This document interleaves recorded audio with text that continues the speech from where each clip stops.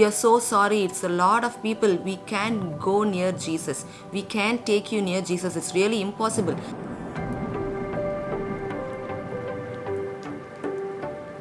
Hey everyone, this is Anisha. It's good to see you all today. The other day I was reading Mark chapter 2 where Jesus was preaching in Capernaum in a house where he was staying, and there were a lot of people listening to his preaching. It was a full packed crowd even inside the house and also outside. Four friends brought their paralyzed friend for Jesus to heal him. So on seeing the crowd, they were looking for other options to bring him near to Jesus.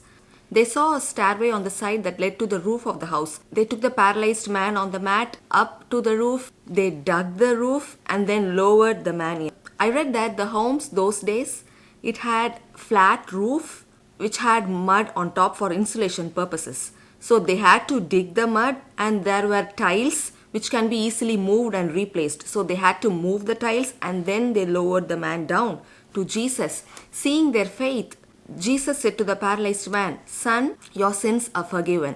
So in those days, people thought that the sin and disease were related. They thought the physical illness, the disease, was because of their past sins. So when Jesus said, "Your sins are forgiven," it should have brought a relief in his heart, because that's what people wanted to hear. Listening to the preaching of Jesus were the teachers of the law, the religious scholars. So when they heard Jesus saying, "Son, your sins are forgiven," they questioned it in their hearts. They were talking, they were murmuring between themselves, saying, "What is he talking about? It's blasphemy. Only God can forgive sins." So Jesus knew what they were thinking in their hearts, and he said to them, "Why do you question this in your heart? Why are you skeptical? Why do you doubt? Which is easier and simpler to say, 'I forgive your sins,' or 'Stand up, pick up your mat and walk'?" It is obvious the answer is neither. So Jesus said, "I will prove to you that the Son of Man has the authority to forgive sins." So he looked at the paralyzed man and said, "Stand up, pick up your mat and walk." And the man stood, he jumped, he grabbed his mat, and he ran home. And all were amazed, including the teachers of the law and the religious scholars, to see what happened there. The people, they gave glory to God, they praised God, saying, "We have never seen such a thing before." Wow, that's amazing. We can see that it says Jesus saw the faith of the four men. Jesus noticed the faith of these four men. These men knew that only Jesus can heal the paralyzed man. Even though there were a lot of obstacles on the way, lot of crowd, discouragement, lot of discomfort, lot of work to do in digging the hole, they did not just stop seeing the closed door. They did not stop when there are a lot of crowds. They could have told the paralyzed man, "We are so sorry. It's a lot of people. We can't go near Jesus. We can't take you near Jesus. It's really impossible." They could have told that to the paralyzed man and then moved back. But then they did not do that.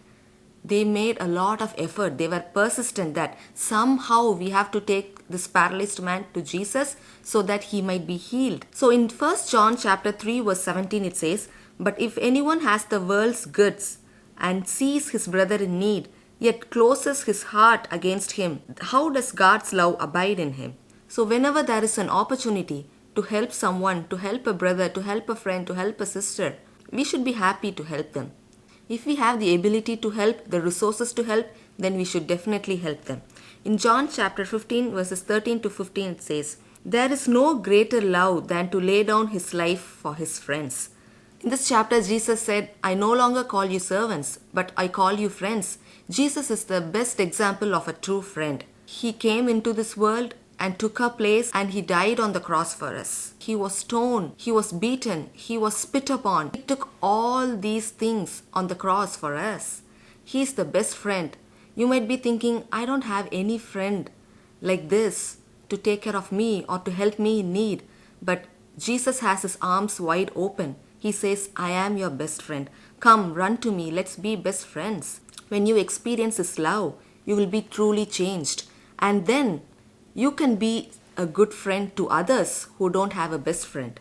You can be a blessing in someone else's life. Are you willing to take the time and effort to reach out to your friends and lead them to Christ? Are you willing to step out of your comfort zone and lead your friends to the healing touch of Jesus Christ?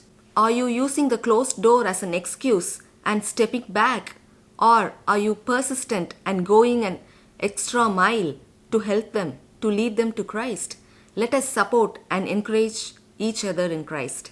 If you have any such experiences where a friend has been really helpful to you, or you were a helpful friend to someone, please let me know in the comments below. I would love to read them. Don't forget to subscribe and click the bell icon so that you will be notified when I make a new video.